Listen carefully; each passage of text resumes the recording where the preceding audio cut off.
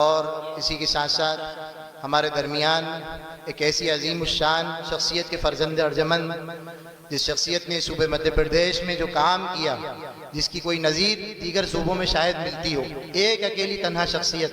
1955 یا 57 سے حضرت مولانا مفتی عبدالرزاق صاحب نور اللہ مرقدہ کی جو خدمات ہیں پورے مدھیہ پردیش میں، چپے چپے، گلیاں گلیاں، بستی بستی، گاؤں گاؤں، آپ چلے جائیے اور نکلتے چلے جائیے اور سروے کرتے چلے جائیے، جو کچھ فیض پہنچا ہے پورے مدھیہ پردیش کے اندر الحمدللہ، وہ جامعہ اسلامیہ عربیہ مسجد ترجمہ والی کا فیض ہے۔ یہاں بڑے بڑے علماء پیدا ہوئے، شیخ الحدیث پیدا ہوئے، قضات ملے اس بھوپال کو، مفتیان ملے اس شہر بھوپال کو۔ یقیناً حضرت والا کی خدمات ہیں، اللہ ان کی قبر کو نور سے منور فرمائے، اور ہم تمام کو جو ان کا چھوڑا ہوا سرمایہ ہے سلیقے مندی کے ساتھ علم کی روشنی میں اور امت کے فائدے کو دیکھتے ہوئے اس کاروان کو آگے بڑھانے کی توفیق نصیب فرمائے۔ ان کو اللہ تعالیٰ نے 16 اولادیں عطا فرمائی تھی، انہی اولادوں میں سے فرزند ارجمند ہم سب کے بڑے مشفق و مربی، جمعیت علماء کے مدھیہ پردیش کے صدر اور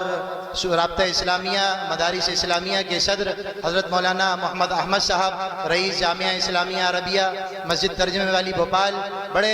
اللہ والی بزرگ شخصیت کے بڑے اللہ والے بزرگ صاحبزادے ہیں۔ ہم حضرت والا سے درخواست کر رہے ہیں کہ تشریف لائیں اور ہم تمام کے لیے ان کلمات کا اظہار فرمائیں جو ہمارے لیے حوصلہ افزائی کا ذریعہ بنے اور آگے مستقبل میں مشعل راہ ثابت ہوں۔ میں درخواست کر رہا ہوں حضرت مولانا احمد صاحب سے تشریف لائیں، اور اس دفتر کو دیکھ کر آپ نے کیا محسوس کیا اس کا بھی اظہار فرما دیں، کیونکہ 12:30 بجے حضرت محتمم صاحب کا بیان شروع ہونا ہے۔ اس سے پہلے میں درخواست کروں گا حضرت کہ انشاءاللہ مختصر فرمائیں۔ السلام علیکم ورحمۃ اللہ وبرکاتہ۔ نحمده ونصلی علی رسولہ الکریم، اما بعد۔ معزز علماء اکرام، ہم سب کے بڑے اور ہم سب کے سرپرست، اس عظیم دینی درسگاہ کے استاد و تحفظ ختم نبوت کے ذمہ دار حضرت مولانا شاہ عالم صاحب دامت برکاتہم العالیہ ہمارے درمیان تشریف فرما ہے۔ آج جس چیز کا آغاز ہونے جا رہا ہے، یہ ہم سب کے لیے بڑی خوشی اور بڑی سعادت کی بات ہے۔ یہ بات صحیح ہے کہ تحفظ ختم نبوت اس مدھیہ پردیش کے اندر میرے والد محترم حضرت مفتی عبدالرزاق صاحب رحمۃ اللہ علیہ تقریباً 60 سال سے اس کام کو انجام دے رہے تھے، اور جامعہ اسلامیہ عربیہ مسجد ترجمے والی اس کا ہمیشہ سے مدھیہ پردیش کا مرکز رہا ہے، اور آج بھی الحمدللہ وہ اس کا مرکز ہے۔ یہ بھوپال شہر میں جو حضرت مولانا یعقوب صاحب اور حضرت مولانا اکمل یزدانی صاحب اور ابھی ایک ڈاکٹر صاحب جو بیان کر رہے تھے، یہ تقریباً 10 سال یا 12 سال پہلے، مجھے یاد ہے یہ سب سے پہلے جب تحفظ ختم نبوت بھوپال میں قائم ہو رہی تھی، اس کے لیے میرے والد محترم حضرت مفتی عبدالرزاق صاحب رحمۃ اللہ علیہ کے پاس یہ آئے تھے۔ ان کے علم میں بھی ہے،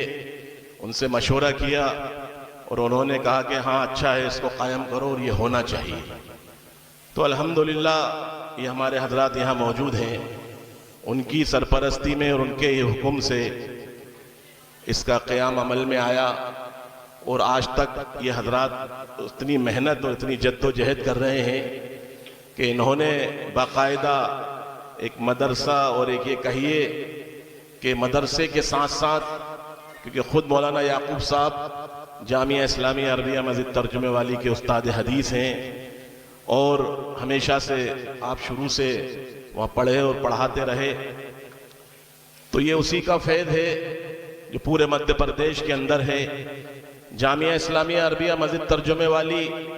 کوئی نئی چیز نہیں ہے یا کوئی نیا کام نہیں ہے، ہمیشہ سے وہ ہر محاذ پہ ہر چیز پر کام کرتی ہے، اور جب بھی کوئی پریشانی، جب بھی کوئی تکلیفیں، جب بھی کوئی مصیبتیں آتی ہیں تو لوگ جامعہ اسلامیہ عربیہ مسجد ترجمے والی کی طرف رجوع کرتے ہیں، اور الحمدللہ وہ ادارہ ہمیشہ ہر محاذ کے اوپر کام کر رہا ہے اور ہر محاذ کے اوپر آگے ہے۔ تو یہ بڑی خوشی کی بات ہے، حضرت مولانا یعقوب صاحب جو بھوپال کے تحفظ ختم نبوت کے صدر ہیں اس کام کو انجام دے رہے ہیں۔ اور جب حضرت محتمم صاحب دارالعلوم دیوبند کے ہمارے حضرت مولانا ابوالقاسم صاحب دامت برکاتہم العالیہ محتمم دارالعلوم دیوبند جب ہمارے یہاں رابطے کے اجلاس میں آئے